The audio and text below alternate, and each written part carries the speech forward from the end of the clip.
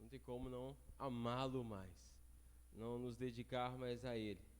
Mas o motivo de estarmos reunidos como igreja é exatamente nos admoestar, porque a gente sabe que se ficar sem congregar, a gente peca mais do que congregando. Então, como a própria carta de Hebreus nos orienta, né, não deixe de congregar, como é costume de alguns, porque os dias são maus. Então, quando você deixa de congregar, a chance de você viver no pecado é muito maior do que estando na igreja. Digo isso porque se você vive no pecado e vem para a igreja, é bom, no sentido de que você é um pecador que está vindo buscar a Deus e um pecador que está querendo Jesus Cristo. Mas se você já é um filho de Deus que está vivendo na prática do pecado, isso não condiz com a realidade de um convertido. Um filho de Deus não vive mais na prática do pecado, peca, mas não vive. Então essa é a diferença. Os pecadores iam até Jesus e Jesus chamava os pecadores ao arrependimento. E é interessante isso, porque pecadores iam até Jesus.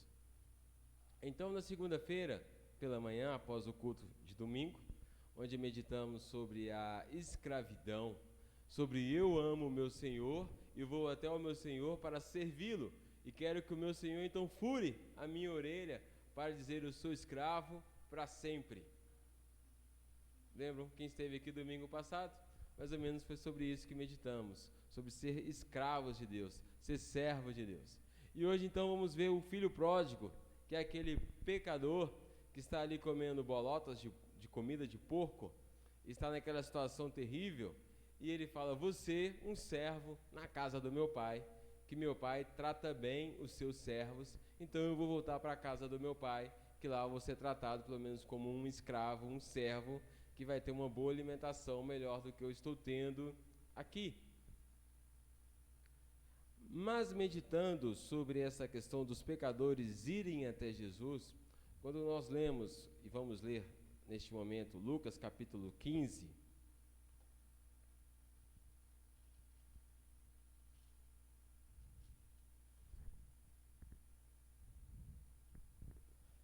ele começa com uma informação interessante. Lucas 15.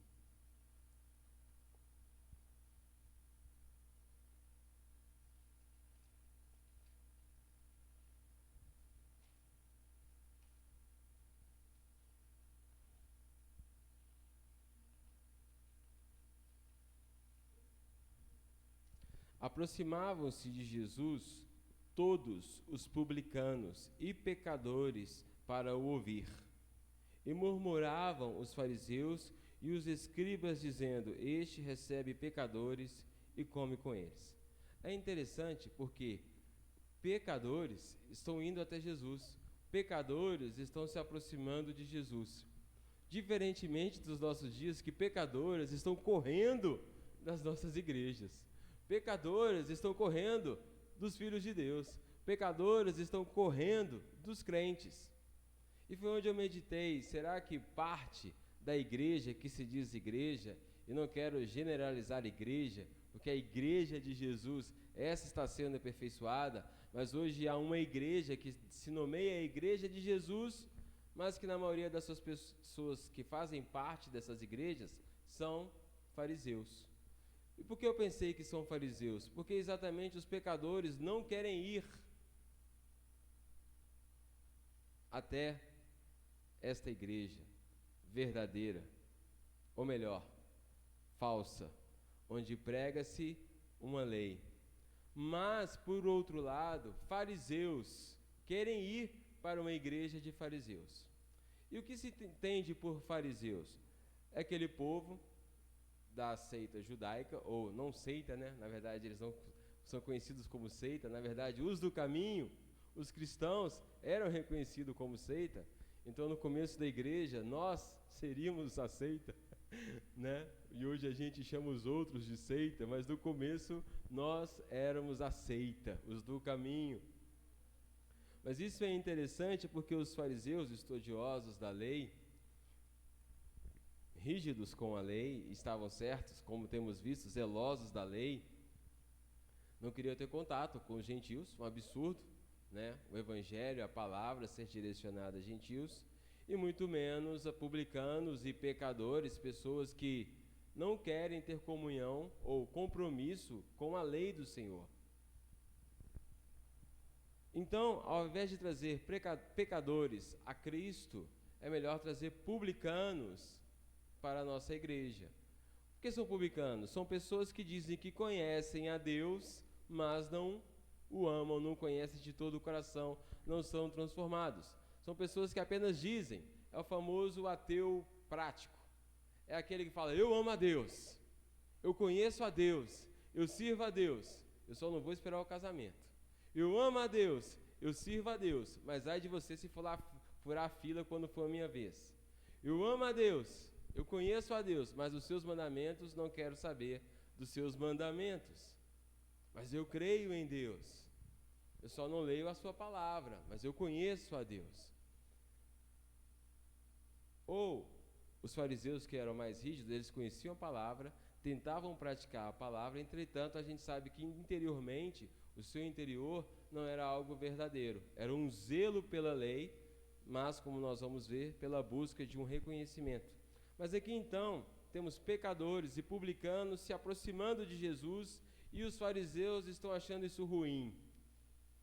Estão falando como você pode sentar e comer com eles, como você pode se unir a esta gentalha. E então Jesus vai contar 3 parábolas. Versículo 3. Então lhes propôs Jesus esta parábola: qual dentre vós é o homem que, possuindo 100 ovelhas e perdendo uma delas, não deixa no deserto as 99 e vai em busca da que se perdeu, até encontrá-la?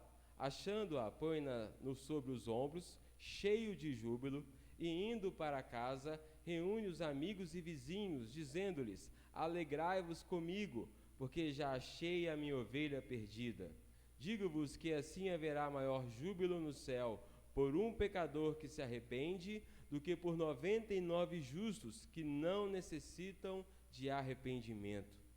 Ou qual é a mulher que, tendo 10 dracmas, se perder uma, não acende a candeia, varre a casa e a procura diligentemente até encontrá-la? E tendo-a achado, reúne as amigas e vizinhas, dizendo: alegrai-vos comigo, porque achei a dracma que eu tinha perdido. Eu vos afirmo que, de igual modo, há júbilo diante dos anjos de Deus por um pecador que se arrepende. Continuou: certo homem tinha 2 filhos. O mais moço deles disse ao pai: pai, dá-me a parte dos bens que me cabe. E ele lhes repartiu os haveres. Passados não muitos dias, o filho mais moço, ajuntando tudo o que era seu, partiu para uma terra distante, e lá dissipou todos os seus bens, vivendo dissolutamente.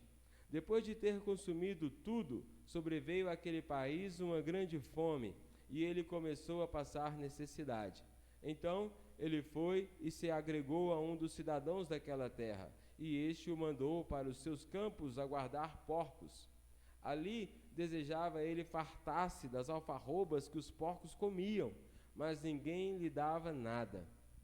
Então, caído em si, disse: quantos trabalhadores de meu pai têm pão com fartura, e eu aqui morro de fome? Levantar-me-ei e irei ter com meu pai, e lhe direi: pai, pequei contra o céu e diante de ti, já não sou digno de ser chamado teu filho. Trata-me como um dos teus trabalhadores. E levantando-se foi para seu pai. Vinha ele ainda longe, quando seu pai o avistou, e compadecido dele, correndo, o abraçou e beijou.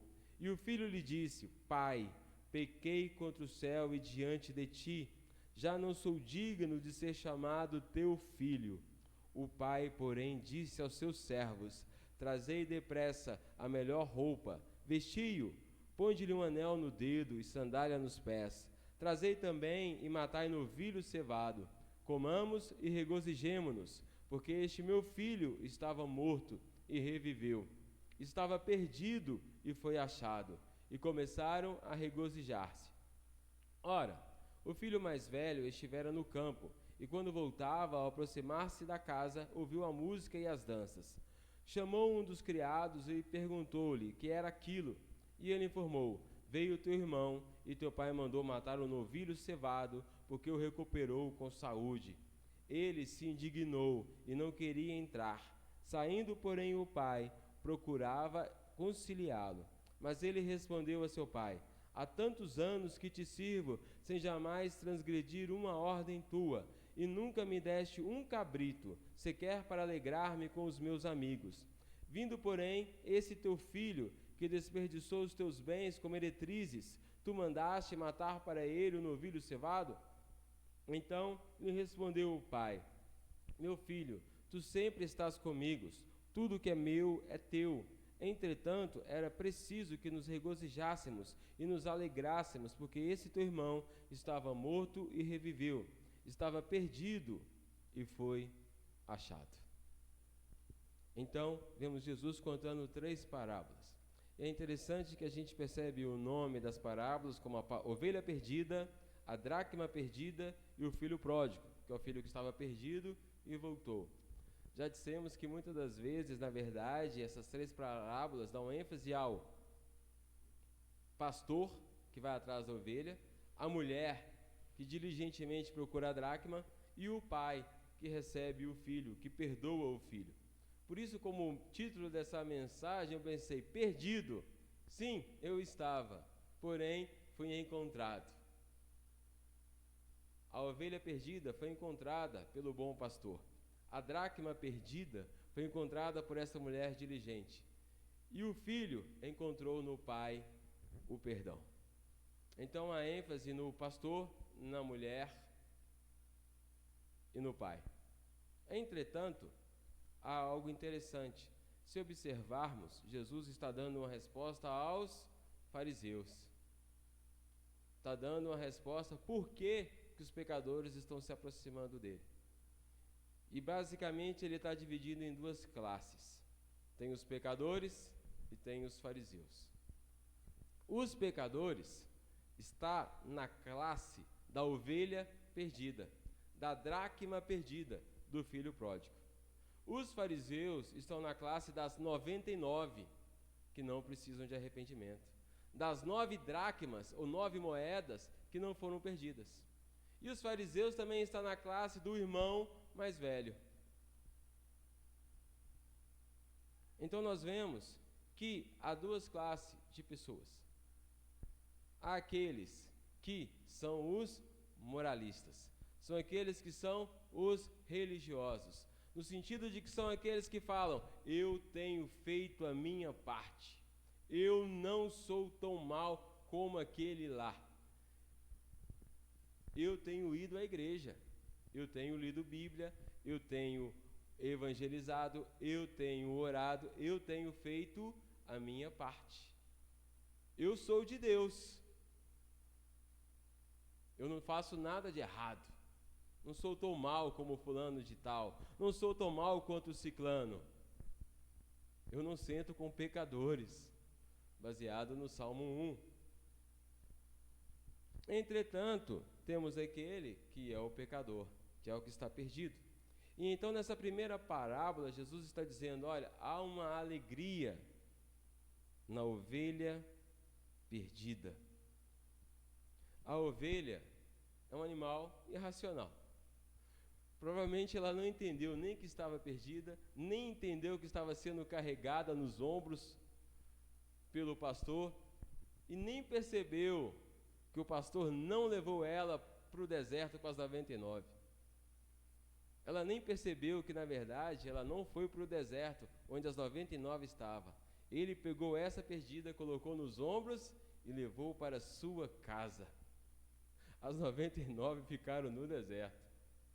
Isso é um mau sinal para os fariseus. Os fariseus ficaram no deserto. As 99 ficaram no deserto. Mas ele se alegrou com a perdida, e pegou a perdida e levou para casa.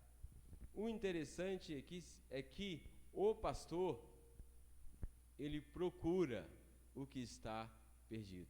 Ele está atrás do perdido. E hoje nós, como igreja, devemos estar atrás do perdido.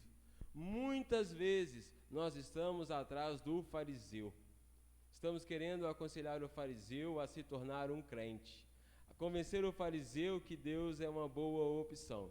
Até porque nos nossos dias de hoje, o que mais temos lá fora não são pecadores que estão querendo Deus, ou pecadores que sabem que estão no caminho ruim.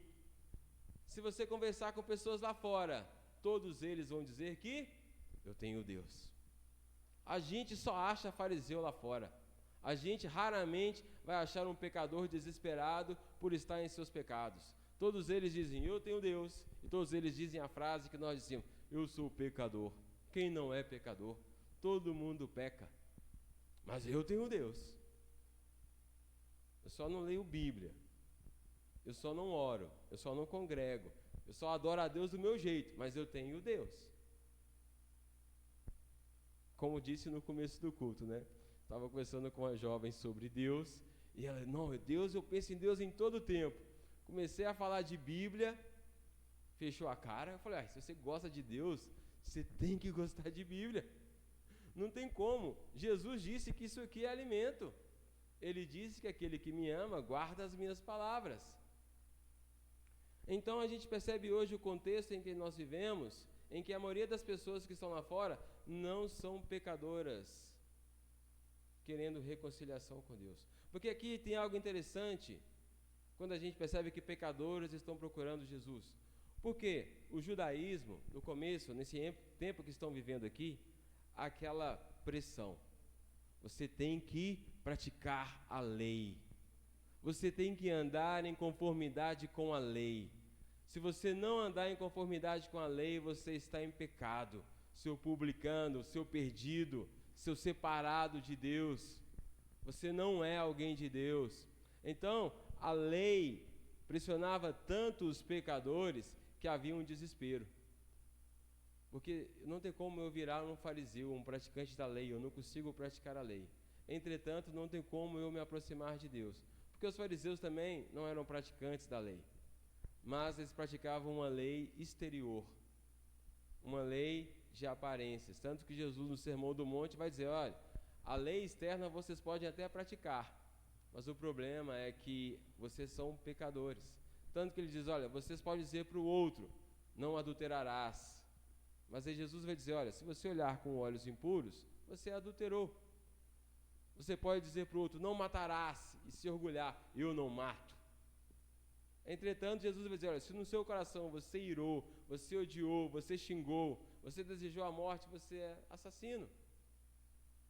Então Jesus está dizendo, olha, a parte externa que vocês praticam, essa moralidade externa, não resolve o problema interno. Não resolve o problema que está dentro de vocês.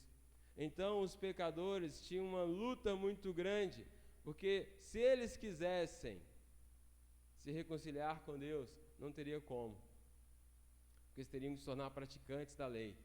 Então chega Jesus pregando o Evangelho, e antes dele João Batista pregando o arrependimento, falando, olha, se arrependam, pois é chegado o reino de Deus, está vindo aquele que eu não sou digno de tirar a sandália dos pés, se arrependam. Vários pecadores foram até João Batista e participaram do batismo de João Batista. Entenderam que João Batista era um profeta. O povo estava entendendo, João Batista é alguém de Deus, está pregando arrependimento. Há uma saída, há uma maneira de eu me reconciliar com Deus. A maneira que os fariseus não me davam, os saduceus não me davam, João Batista está mostrando o caminho. E esse caminho chegou, é Jesus Cristo. Os pecadores então viram em Jesus uma saída. Ouviram a graça. A mulher samaritana foi uma delas. Já tiveste 5 maridos e esse que agora você tem não é. Segundo os fariseus, essa mulher nunca poderia se tornar uma praticante do farisaísmo, ainda mais sendo samaritana. Mas em Jesus, ela encontrou uma maneira de ser reconciliada. Não apenas ela encontrou, como espalhou para a cidade de Samaria. Achei, ele me contou tudo o que eu tenho feito, eu achei aquele que pode solucionar o meu problema entre eu e Deus. a mensagem dos fariseus dizendo que nós pecadores somos terríveis, e para por aí, veio Jesus e diz: olha, vocês são terríveis, mas há um lugar de arrependimento, há um lugar de perdão. Então os pecadores começaram a ir até Jesus. Em uma pregação de Pedro, 3.000 se converteram. Pecadores descobriram que havia uma maneira de se reconciliar com Deus. O que não acontece nos nossos dias, você não acha lá fora ninguém querendo se reconciliar com Deus. Todos eles acham que são filhos de Deus, nasceram filhos de Deus. Eu sei disso porque eu também achava que eu era filho de Deus. Quem está lá fora acha que é filho de Deus. Mas nós sabemos que, de acordo com João, de acordo com Jesus, há um processo de adoção. Se você não passou pelo processo descrito na palavra de Deus, que é a profecia de Joel, que se cumpriu em Pentecostes, se a profecia de Joel não se cumpriu na sua vida, você não é filho de Deus. E se você nem sabe o que é a profecia de Joel, você não é filho de Deus. Há um processo para se tornar filho de Deus. E o que acontece? Vivemos num país cristianizado e isso se perdeu. Percebemos isso quando olhamos no período da Reforma Protestante. O que estava acontecendo naquele período? Também do mesmo modo, uma igreja pregando: olha, faça isso, senão você vai para o inferno. Faça isso, senão é 200.000 anos no purgatório. Dê indulgências, tem que fazer isso, isso e isso. Uma missa que era pregada em latim e ninguém entendia nada, mas na hora de falar: olha, compre indulgência que você vai ser liberto do purgatório. Compre indulgência e seus avós vão ser libertos do purgatório. Reze tantas vezes isso e você vai reduzir a sua pena. O que aconteceu? Os pecadores estavam desesperados. Era o período das trevas. Ou eu faço, ou eu vou para o inferno. Ou eu faço, ou eu vou ficar tantos anos no purgatório. Então uma mensagem, uma pregação desesperadora. Até que veio Lutero e falou: a salvação é pela graça. O justo viverá pela fé. Vocês não têm que pagar nada. Cristo pagou. Depositem sua fé em Jesus e vocês serão salvos. Não é por obras, é por fé. Então aqueles pecadores desesperados, porque não conseguiam praticar as ordens e ter como pagar as indulgências da igreja, encontraram então uma saída para serem reconciliados com Deus. Encontraram uma maneira de terem os pecados perdoados. E então começou a Reforma Protestante e várias pessoas se renderam aos pés de Cristo. Houve avivamento, houve pessoas quebrantadas, odiando o pecado e amando a Cristo de todo o coração, perdendo a vida por causa do Evangelho. Há testemunho dos moravianos, que nessa época ainda existia escravidão. Imagina, eles se vendiam como escravo para poder estar numa senzala evangelizando. Eles se vendiam: eu vou ser escravo naquela fazenda. Imagina alguém livre se vender como escravo, simplesmente para ter a oportunidade de pregar o evangelho a outros escravos. Porque eles estavam preocupados com seus irmãos mais novos. Eles estavam preocupados em pregar o evangelho. Eles conheceram a verdade que liberta. Então, sim, vários pecadores foram encontrados. Essas ovelhas perdidas foram achadas. Então a gente vê um contexto no começo da igreja e a gente vê um contexto na época da Reforma.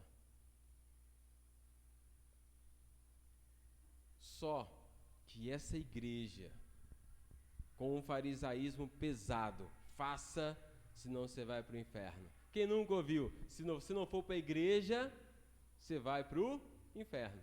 Eu já fui muito evangelizado assim. Se você não for para a igreja, você vai para o inferno. Se você não parar de beber, você vai para o inferno. Se você não parar de prostituir, você vai para o inferno. Lei, lei e lei. Só que esse discurso foi enfraquecendo, mesmo depois da reforma. O discurso mudou. A graça, que era algo maravilhoso, se transformou, como diz Dietrich Bonhoeffer, em uma graça barata. Onde eu encontro com um pecador lá fora e ele diz: eu tenho Deus, mas eu faço isso e isso e isso e aquilo outro. E eu falo para esse pecador, a gente pode resolver esse problema. Vem para a igreja comigo domingo e seus problemas vão ser resolvidos. Seu problema no casamento vai ser resolvido, seu problema financeiro vai ser resolvido, seu problema com a família vai ser resolvido e você ainda vai para o céu. Vamos para a igreja domingo. Aí a pessoa ia para a igreja domingo, o pastor então pregava, fazia um discurso bonito e falava, olha, vocês entenderam essa mensagem maravilhosa? Os sonhos de Deus vão se cumprir. Deus tem um plano maravilhoso para a sua vida, Ele tem uma recompensa para te dar. Você entendeu isso? Entendi. Vem aqui à frente. Vamos orar com você. Ah, mas eu não sei orar.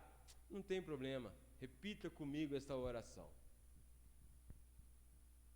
E assim começou a espalhar essa graça barata, onde as pessoas lá fora pararam de temer o Deus verdadeiro, o Deus santo, o Deus que é fogo consumidor. E eles começaram a crer, sabem quem? No Deus do amor. Deus me ama, Ele me aceita como eu sou.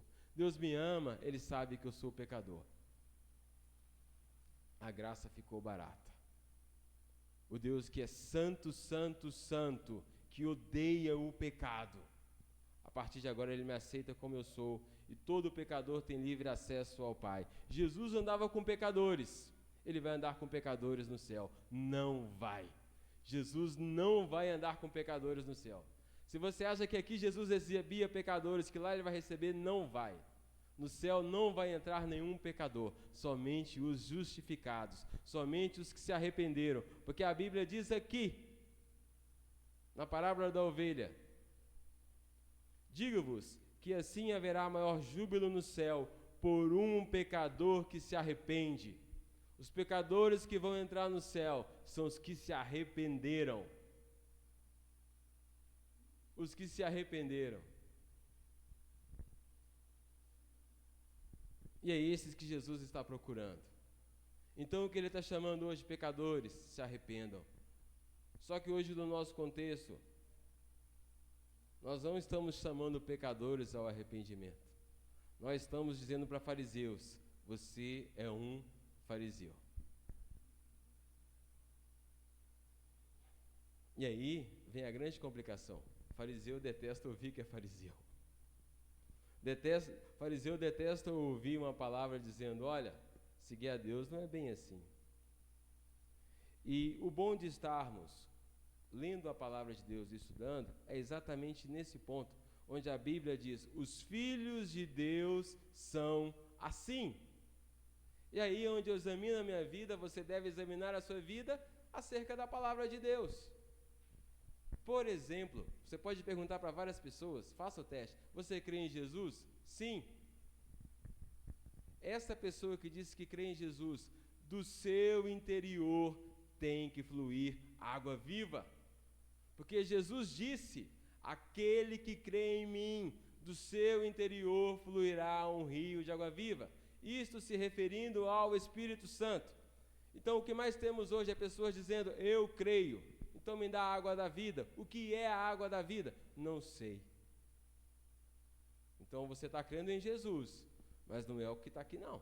Porque o daqui, Ele falou, aquele que crê em mim, do seu interior fluirá um rio de água viva. Dizendo isso acerca do Espírito Santo. Então a festa no céu quando o pecador se arrepende.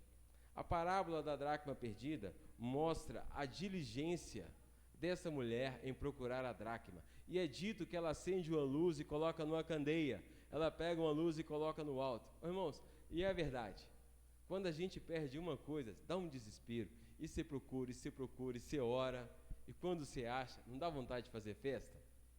Quando você perdeu a chave de casa e você pensa que tem que fazer a cópia da chave, você revira a casa inteira e quando você acha, nossa, achei. Que alegria é quando a gente acha algo perdido. Há uma diligência, você revira a casa inteira.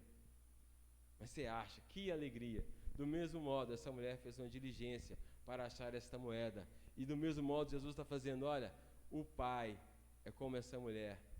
E Ele está procurando os perdidos, chamando os perdidos ao arrependimento, Porque mais uma vez, no versículo 10, eu vos afirmo que de igual modo há júbilo diante dos anjos de Deus por um pecador que se arrepende.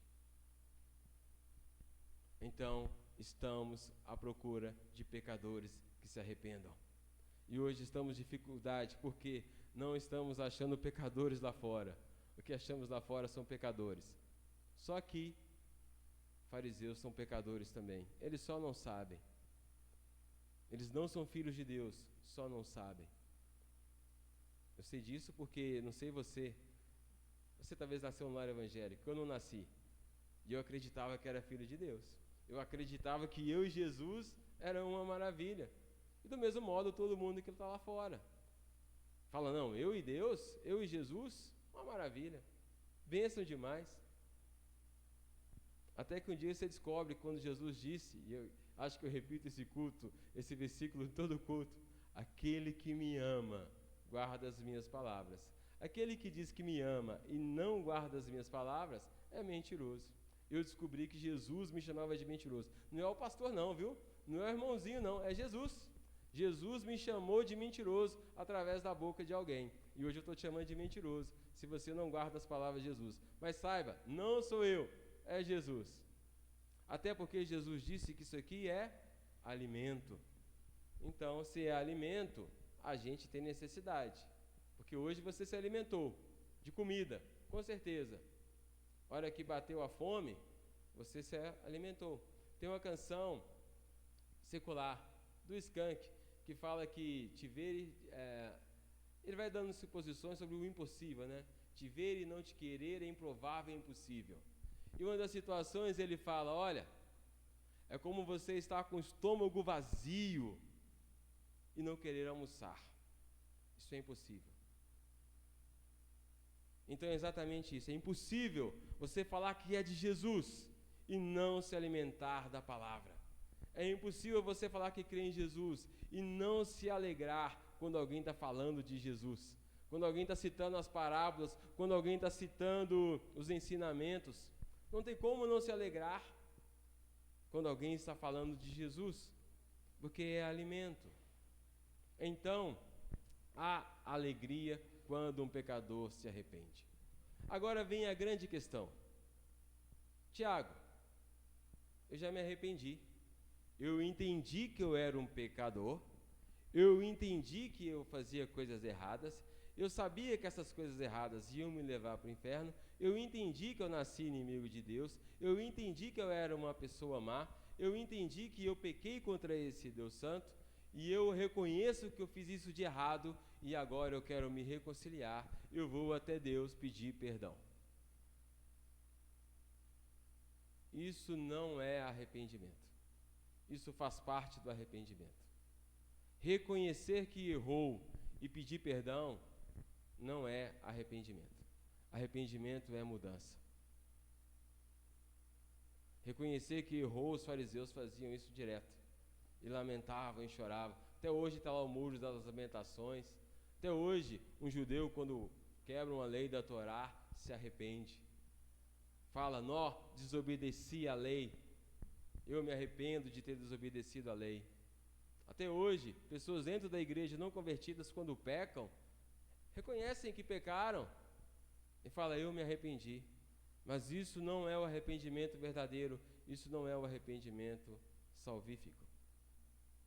O que é o arrependimento verdadeiro? É se arrepender de não amar a Deus de todo o coração, com toda a força, com toda a alma e entendimento. É se arrepender de não amar o próximo. O arrependimento verdadeiro é quando você mergulha, e mergulha mais fundo em quem você é. E a luz que achou a dracma faz isso conosco. Mostra quem nós somos. Então não apenas reconhecemos que somos mal, e não apenas reconhecemos que reconhecemos que fomos mal e pedimos perdão. Não. Há uma mudança. Há uma transformação. Porque a gente não apenas reconhece que é mal e pede perdão. Assim como o filho pródigo volta para a casa do pai e o pai o recebe e põe um anel em seu dedo, Quando a gente vai para Jesus, a gente então percebe o tamanho do perdão que nos alcançou. Muitos gostam de dizer como Paulo, eu o pior dos pecadores, mas gostam de repetir Paulo, não se sente o pior dos pecadores. Nós costumamos analisar pecado assim: se alguém for furtar algo, roubar uma galinha, não merecia ficar tanto tempo preso. Mas se ao furtar ele matar o dono da galinha, aí já tem que ficar muito tempo preso. As consequências são diferentes. Mas nós pecamos contra um Deus santo. Então, uma mentirinha, para que você seja reconciliado com Deus, Cristo teria que morrer na cruz. Então, o nosso pecado não é tão grave enquanto a gente olha para a gente e fala, meus pecados são isso aqui. Eu nunca fui uma pessoa tão má, nunca roubei, nunca matei. Não sou perfeito. De vez em quando eu tenho uns erros também. Eu sou um pecador.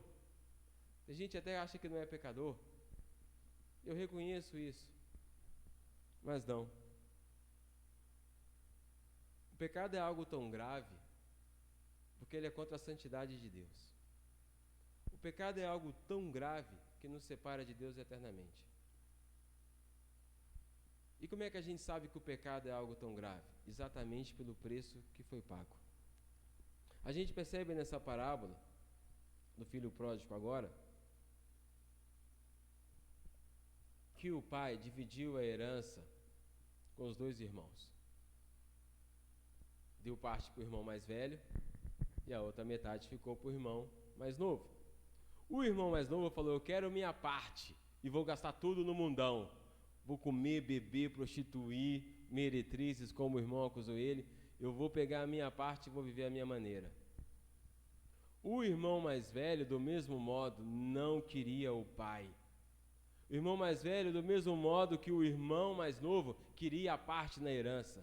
Só que o irmão mais novo falou, me dá a minha parte, eu quero curtir a minha vida. O irmão mais velho falou, eu vou fazer a minha parte, vou ser escravo do meu pai, vou auxiliar ele na fazenda, vou ajudar o meu pai na criação do gado, eu vou ajudar meu pai. E eu, sendo um escravo do meu pai, eu vou receber a recompensa. Tanto que essa é a indignação dele. O outro pegou todo o seu dinheiro e gastou com meretrizes.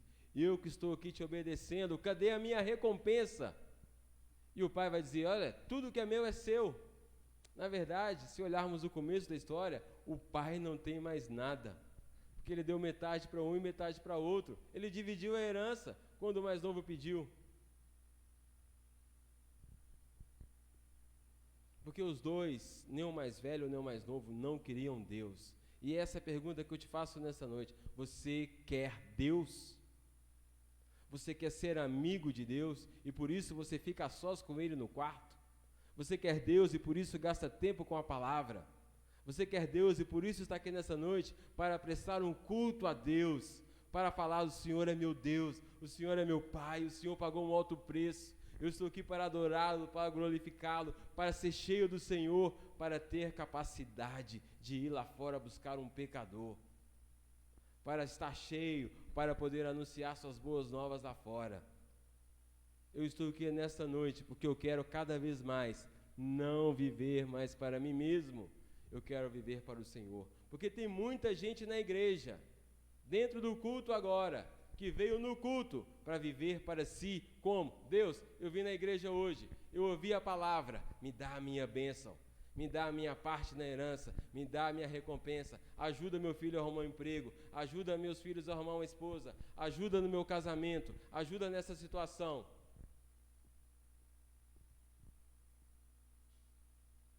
Infelizmente, as igrejas hoje, ou muitas locais, não têm filhos de Deus, têm fariseus, têm irmãos mais velhos, que não querem Deus, querem ainda a recompensa.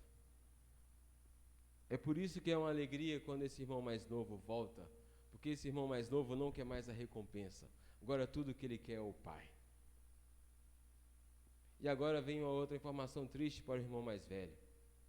O irmão mais velho, como começamos o culto, ouvi isso sobre a tradição judaica, o irmão mais velho era responsável pelo irmão mais novo. Lembra de Deus perguntando a Caim: Caim, cadê o teu irmão?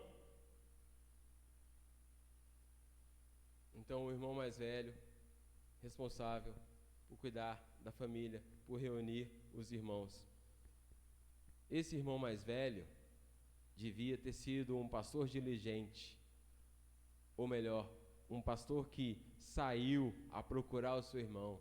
Esse irmão mais velho devia ter ido atrás do seu irmão, diligentemente procurar o seu irmão e chamar o seu irmão de volta para a casa do pai e falar: meu irmão, que loucura é essa que você está fazendo? De pegar a sua herança e gastar como meretrizes, gastando o dinheiro do nosso pai assim. Você não entende que o nosso pai te ama. Eu vim atrás de você, vão para casa. O irmão mais velho tinha que exatamente ir atrás do irmão mais novo. E Jesus está dizendo: fariseus, vocês deviam estar atrás dos pecadores. Mas do mesmo modo como o irmão mais velho queria ver o irmão mais novo morto, do mesmo modo como o irmão mais velho o odeia, muita gente hoje da igreja também odeia. Não consegue perdoar, não consegue amar. Isso é sinal de farisaísmo, é sinal de irmão mais velho. O irmão mais velho, na verdade, tem que ir atrás do mais novo. Quando meditamos em Gênesis, e tem algo muito interessante, quando José está para ser vendido, o irmão mais velho, Rúben, o que acontece? José é enviado pelo pai para ir atrás dos irmãos. Aí ele chega na cidade, não acha os irmãos, encontra o moço: cadê meus irmãos? Seus irmãos foram para Dotã, estão lá em Dotã. Então, José vai atrás dos irmãos. Os irmãos vem José chegando, planejam: vamos matar esse menino. Os irmãos planejaram a morte do irmão. Rúben, o irmão mais velho, preocupado com seu irmão mais novo, não era o caçula. O caçula provavelmente é Benjamim, estava em casa, pequeno ainda. É Gênesis, mas eu não falei o número, né?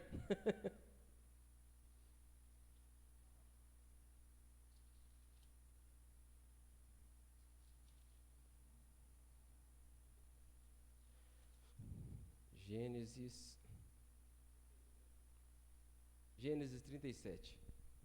Mas é isso que está sendo relatado aqui. José então vai até os seus irmãos e eles planejam a morte, mas Rúben quer proteger o irmão. Rúben bola um plano: olha, vamos fazer um buraco, a gente joga ele dentro desse buraco, deixa ele lá, não vamos matar os nossos irmãos não vamos derramar o sangue dele não. Então Rúben planeja uma ideia: vamos jogar ele lá no buraco, quando a gente for embora, eu volto, pego o José e levo o José para casa, porque o irmão mais velho quer levar o irmão mais novo para casa. Só que Rúben sai, a Bíblia não mostra ele saindo, só mostra Rúben voltando. Quando Rúben volta, seu irmão havia sido vendido. Ele, como irmão mais velho, não poderia mais levar o irmão mais novo para casa. Ele, como irmão mais velho, rasga suas vestes e sabe a dor que vai ser para o pai não ter trago o irmão mais novo para casa.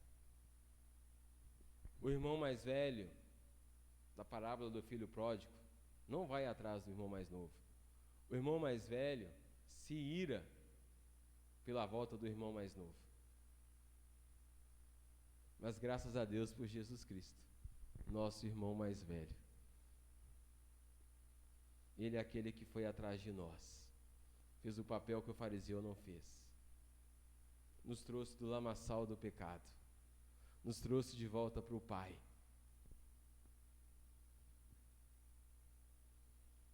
E a alegria é tão grande que o Pai não poderia nos receber de volta, porque o Pai não tem mais dinheiro. Esse irmão mais velho não sabe, mas o novilho cevado, a joia, a roupa, está sendo paga com o dinheiro do irmão mais velho. Ele está ali nervoso, que o pai está gastando com o irmão mais novo, mas tadinho, o dinheiro que está sendo gasto ali é do irmão mais velho. O pai não tem mais nada, ele repartiu a herança. Mas nós somos esses pecadores, em que o irmão mais velho foi até nós. e nos levou de volta para o Pai, e nos carregou nos ombros, e disse: Pai, eu vou bancar, não apenas com riqueza, eu vou bancar com minha vida. Pai, toma meu irmão de volta, eu não perdi nenhum dos que o Senhor me deu, está aqui de volta. Pai, recebe de volta esse meu irmão pecador. Pai, não lhes impute este pecado. Pai, impute esse pecado a mim. A gente vê Rúben defendendo assim seu irmão Benjamim. Quando José, como governante, prende Benjamim, e ele fala: e agora? Como é que eu volto para casa sem Benjamim? Meu pai já tem uma dor no peito porque não tem José. Como é que eu volto para casa sem Benjamim? Prende a mim. Jesus é esse nosso bom pastor. Jesus é esse nosso irmão que fala: Pai, não lhe impute este pecado, impute em mim. É por isso que a gente não quer mais viver na prática do pecado, porque o pecado matou o irmão mais velho. Por causa do meu pecado, o meu irmão mais velho teve que morrer morte de cruz. Por causa do meu pecado. É por isso que dar outra face vale a pena, porque o meu irmão mais velho se alegra disso. É por isso que pagar o mal com o bem vale a pena, porque o meu irmão mais velho se alegra com isso. Hoje vale a pena viver, não para mim mesmo, mas pelo meu irmão mais velho, que me pegou nos braços, me trouxe para a casa do Pai, e está garantindo que eu vou ficar em segurança na casa do Pai. Quando a gente olha para a vida de Jó, e a gente pensa: que pecado Jó teve para dizer: eu me abomino e me arrependo na cinza no pó. Então esse é arrependimento verdadeiro. Vem, gente, eu não quis ficar com o Pai, eu quis viver a vida à minha maneira, e eu não vou negligenciar esse pai, ou melhor, esse irmão mais velho que veio até mim. E ele está dizendo: olha, tem festa no céu quando você e eu se arrepende. A minha festa foi no céu, já aconteceu em 98. O dia da festa no céu por minha causa foi em 98. Eu não sei quando foi a sua festa no céu, mas a minha festa no céu eu sei que foi em 98. Foi um dia onde entendi que eu era um pecador miserável, e entendi o que o meu irmão mais velho tinha feito por mim. E ali eu tive a certeza: meus pecados estão perdoados. Quando João Batista diz: eis o Cordeiro de Deus que tira o pecado do mundo, eu encontrei então com esse Cordeiro de Deus, com esse irmão mais velho, e eu posso dizer: teve festa no céu por minha causa. Já teve festa no céu por sua causa? Você lembra do dia que você foi a causa de ter festa no céu? Porque a festa no céu quando um pecador se arrepende. Quando um fariseu vira crente, não. Mas quando um pecador se arrepende, a festa no céu. Então, Tiago, como saber se eu sou um fariseu ou se eu sou um filho de Deus? Como dissemos de manhã, se você é filho de Deus, você sabe o quão pecador você é. E quem muito é perdoado, muito ama. Você está amando muito a Deus. Você está amando muito a Deus, porque você entende o quão perdoado foi. Se você tem amado pouco a Deus, é porque talvez você nem se sente tão pecador como você diz ser. Você fala: eu sou pecador, mas será que lá dentro você sabe o que isso significa? Algumas semanas atrás deu o exemplo de ser um bebê sendo espetado por agulhas. E foi um exemplo ruim, é bem pior do que isso. O quanto você está amando a Deus para não viver mais para si mesmo, mas por Ele. Então, se esse irmão mais velho te levou nos braços, te alcançou, que a gente seja o irmão mais velho de outros que estão lá fora, não na nossa força, mas pela graça desse irmão mais velho que nos orienta, que é Jesus Cristo. Há um chamado ao arrependimento, e não é apenas reconhecer que você é mau e que sabe que é mau. Não. É você ir mais profundo e entender o preço, a gravidade, entender a gravidade do pecado e o preço que foi pago. Então se alegrar naquele que foi até você e te recebeu e te levou de volta para o Pai e está garantindo: Pai, trouxe meu irmão mais novo. O preço foi pago. Que a gente possa amar muito e muito esse irmão mais velho. Até porque Tudo foi criado por Ele, por meio dEle e para Ele. Ele é o bom pastor. Ele é o diligente. E Ele é o irmão mais velho, que não age como esse irmão mais velho. Mas do mesmo modo que Ele quer que o irmão mais novo chegue-se a Deus, Ele também quer que o irmão mais velho chegue-se a Deus. Então o convite é: se arrependa. Se arrependa. Vá para o teu quarto e se arrependa. Deus não despreza um coração quebrantado. Quando isso acontecer com você, você não vai mais querer viver para si mesmo. E quando você pecar e alguém disser isso é pecado, você, meu Deus, eu pequei contra Deus. Eu me arrependo, eu me abomino na cinza e no pó. Como é bom ter Jesus como nosso irmão mais velho. Não sei se ele é o seu, mas ele é o meu. Que ele te leve ao Pai, porque não depende da vontade do homem, não depende da minha vontade, nem da vontade da carne, nem do sangue, depende da vontade de Deus. Mas até hoje, Ele continua chamando, através da tua igreja: arrependa-se, pois é chegado o reino dos céus. Amém? Vamos orar. Pai, graças te damos por Jesus Cristo, o verdadeiro irmão mais velho, que veio até nós, que pagou o preço, não com riquezas, não com herança, mas com a própria vida. Se tornou carne e esvaziou a si mesmo, assumiu a figura humana e como servo foi obediente até a morte e morreu morte de cruz. Ó Pai, obrigado por Jesus Cristo, pelo meio do qual nós temos o perdão dos nossos pecados, por onde nós podemos nos aproximar de Ti. Ó Pai, através do Teu Espírito Santo, ajuda-nos a andar no Espírito, para então não satisfazer a vontade da carne. Pai, sabemos que somos pecadores terríveis e carecemos da Tua graça. E como é bom ser bem-aventurado por ser irrepreensível na Sua palavra, por ser obediente à Tua palavra. Ó Pai, ilumina-nos enquanto estamos meditando na Tua palavra, enquanto estamos estudando Atos, enquanto estamos estudando ali o Salmo 119. Ó Pai, nessa semana de oração, ó Deus, em todos os cultos em que a Tua palavra é professada, ó Pai, através do Teu Espírito Santo, ilumina-nos, pois precisamos ser praticantes, ó Deus. Não devemos ser mais ouvintes, mas praticantes, ó Pai. Ó Deus, ajuda-nos como um irmão mais velho. O Senhor não apenas não nos trouxe de volta para a casa do Pai, mas auxilia-nos agora, ó Deus, a permanecer firmes na casa do Pai, a nunca buscar do Pai as recompensas, a herança, as bênçãos, mas buscar em primeiro lugar o Teu reino e a Tua justiça. E o Teu reino é paz, amor e felicidade, alegria no Espírito Santo. Ó Deus, ajuda-nos a ser diferente. Ó Pai, queremos ser pessoas onde os pecadores possam se aproximar, pois sabem que há ali graça, há ali, ó Pai, uma verdade que liberta. Não nos faça como fariseus, como aqueles, ó Pai, duros, ó Pai, que apenas prega lei sem graça. Ajuda-nos, ó Deus, a levar este amor que constrange, a levar esta graça que chama o pecador à esperança para o perdido. Auxilia-nos quanto igreja nesses dias. Sabemos que os dias são maus. Todos lá fora dizem te conhecer, mas estão cegos, estão perdidos.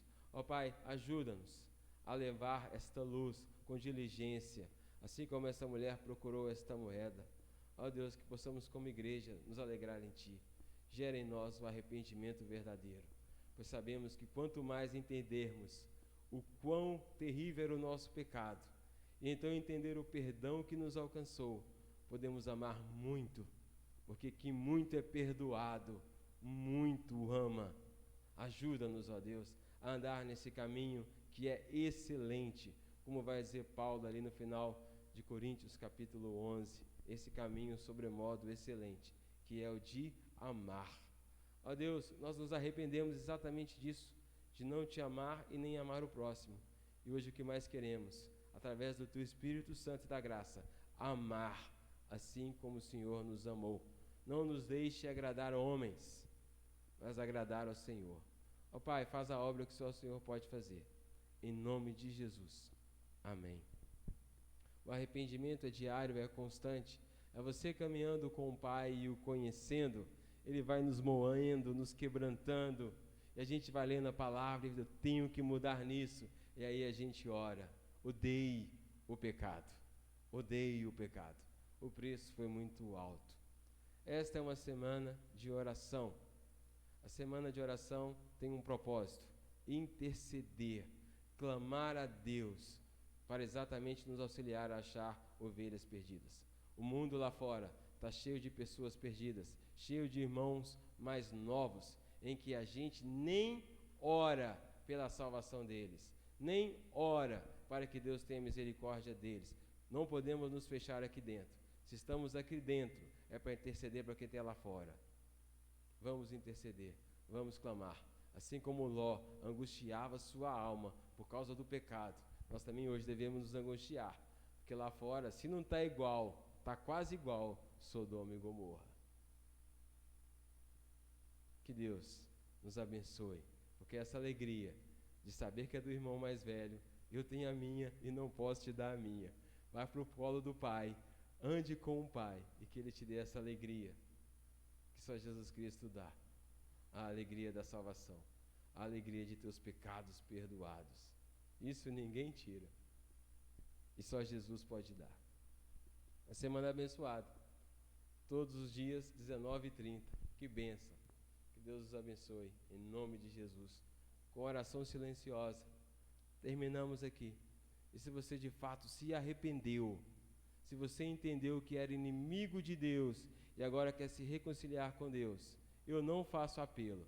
O dia que eu entendi isso, eu queria que fizessem apelo.